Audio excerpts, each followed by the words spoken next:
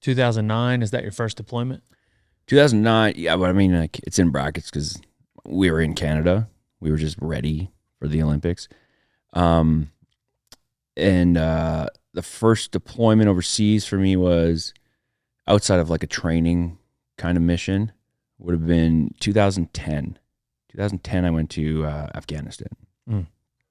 So we were out of Iraq by then, I guess. Well, it was the first Iraq was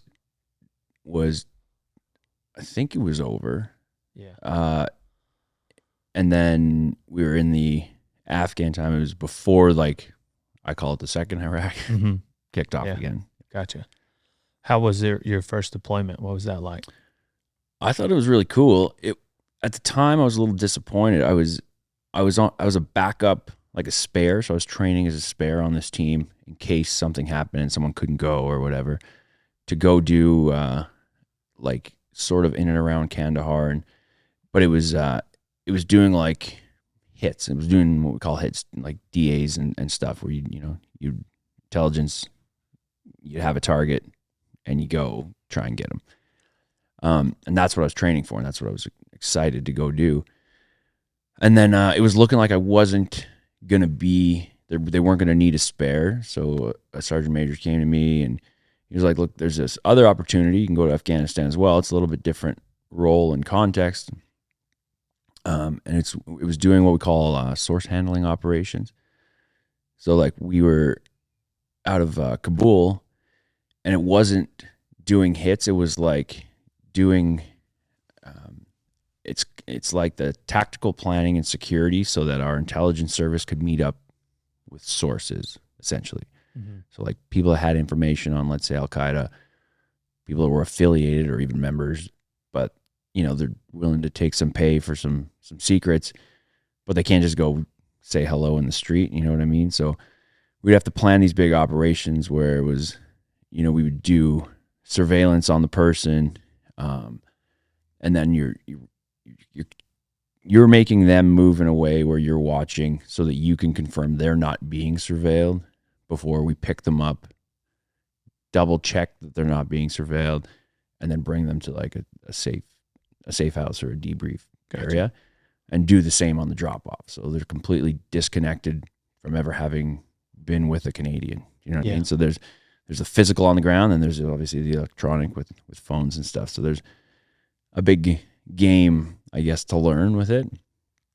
But I thought it was really cool. I enjoyed it. It wasn't what I'd got in to do, but looking back on it now, I'm like, it was pretty fun. It was like very spy stuff, like I was dressed up like an Afghani, and I'd be like sitting in a market with just my radio, like my pistol under my pajamas, sitting on a motorbike, and be like, watch a guy or drive down the street. He gets on my bike, go down, walk down another alley, picked up by a van, and we got like, it was pretty cool stuff in the end. Yeah, like born identity, born supremacy stuff. There was a lot of that. And how much of the time during that deployment are you working with U.S. guys? We didn't really. There was like some helping each other out here and there. With the U.S. guys on that deployment, it was more just like social events. Or we'd go to like the shooting range with them when we didn't have an operation, or like there's a lot of networking. Mm-hmm. So in that particular one, it was more just like, hey, let's go meet up with the U.S. dudes, or there was like Aussies and New Zealand, just like everyone's in the space. Yeah. So we'd be like, let's go, shooting range, let's go grab a beer with these guys and just look, something's going on. If you could be on call tonight in case something happens, like, just helping each other out. Percentage-wise, what presence did each of the different countries have in Kandahar right then? Oh, well, this was in Kabul. Oh, okay. Yeah, and I don't know. The Americans always you left have the Kandahar, biggest. that's right. The Americans always have the biggest presence, I find, anywhere that I've gone. But like 90, 10? No, maybe not that much. Not compared to all the countries, but like they're like, let's say U.S. is like 60%. Gotcha. And then everyone's kind of it's like everyone's pitching in to Team America. Everywhere we went, it was kind of like that.